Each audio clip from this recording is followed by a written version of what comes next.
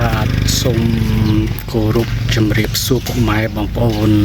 អ្នកស្រាហាវិស័យកីឡាទូកងទាំងអស់ជាទីមេត្រីបាទសូមស្វាគមន៍មកកាន់ Channel ទូកងថ្នាំស្នេហ៍ទាំងអស់គ្នាចឹងថ្ងៃនេះសូមនាំអារម្មណ៍ពុកម៉ែបងប្អូនមកជួបនៅទូកមួយគ្រឿងຂະຫນាតអន្តរជាតិចំនួន22នាក់ដែលមានក្បូរក្បាច់រចនាបថនេះគំនូរទូក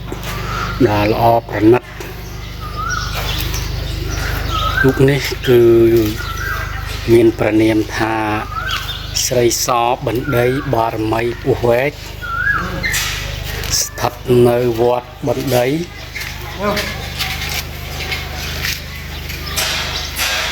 នៅក្នុងទីរួមនៅក្នុងស្រុកកំពង់ស្វាយបាទចឹងបាននៅកំពង់ស្វាយត្រឹមត្រូវណាបើត្រឹមត្រូវសូមហ្វេនជួយខមមិនផងបាទក៏លោកខ្ញុំចាំមិនច្បាស់បាទហើយយើងមកដល់កំសៃហើយបាទកំសៃនេះទុកចឹងក្បូរក្បាច់រចនាផ្កាភ្ញីនៅខាងកំសៃក្បាលគឺថាប្រហែលគ្នាទេបាទនៅកំសៃនេះក្បាច់រចនានេះផ្កាភ្ញីនេះទុកបាទហើយនៅខាងកំសៃនេះគឺរំលេចដោយកន្ទុយហង្សបាទអញ្ចឹងបង្កើននៅសម្រស់ទុកមួយកម្រិតទៀតនៅខាងកំសៃនេះទុកបាទនេះទៅយើងមើលពីខាងកំសៃទៅមុខ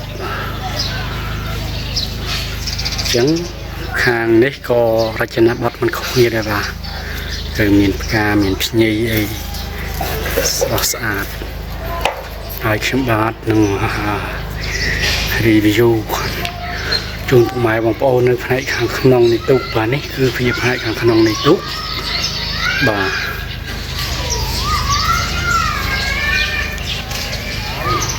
មានសភាពថ្មីដែរទេបាទមើលអ្វីដែលយើងមើលឃើញនៃផ្នែកនៃទូកគឺមានដាក់ឈើនៅកន្លែងនេះបាទឈើនេះគឺសម្រាប់ដាក់ជើងច្រែងដើម្បីអុំឲ្យមានលំនឹងហើយមានធម្មពលបាទខ្លាំងនៅក្នុងការបច្ចេកទេសនៃការអុំដើម្បីច្រែងយកកម្លាំងអុំបាទចឹងទូកនេះក៏នៅតែផ្នែកខាងក្នុងនេះក៏មានសភាពស្អាតដែរបាទហើយទូកគឺទូកថ្មីទេបាទទូកគ្រឿងនេះនៅថ្មីដែរទេបាទហើយនេះគំនូរហើយនេះគឺប្រនាមបាទស្រីសបណ្ឌីបារមីពោះវែកឈ្មោះប្រនាមបាទទូករចនាបថអីគឺល្អសំសួនណាបាទនេះគ្រឿង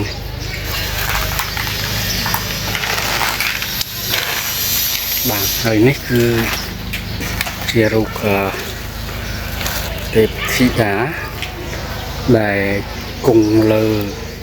ពោះវែកមានសភាពស្រស់ស្អាតទាំងបង្ហាញអំពីរធានុភាពនេះប្រណេតបាទនេះស្អាតរចនាបថជាគំនូរហើយពណ៌ចម្រុះឆ្លុះស្អាតណាបាទហើយនេះគឺជាលក្ខណៈពិសេសមួយដែរបាទនេះចំណុចនេះមកបងមើលឃើញច្បាស់នេះគឺជាវប្បធម៌ប្រពៃណីនៃការពារចុះនៅមុនឋានជាថាបារមីអីផ្សេងតាមជំនឿទំនៀមទម្លាប់ប្រពៃណីរបស់យើងបាទដើម្បីសេចក្តីសុខសេចក្តីចម្រើនជ័យជំនះអីផ្សេងហ្នឹងឯងបាទសូមអរគុណបាទស្រឡាញ់ចូលចិត្តនៅវិស័យទូកងជួយ Subscribe Channel YouTube ទូកងថ្នាំស្នេហ៍អ្នកមួយផងបាទ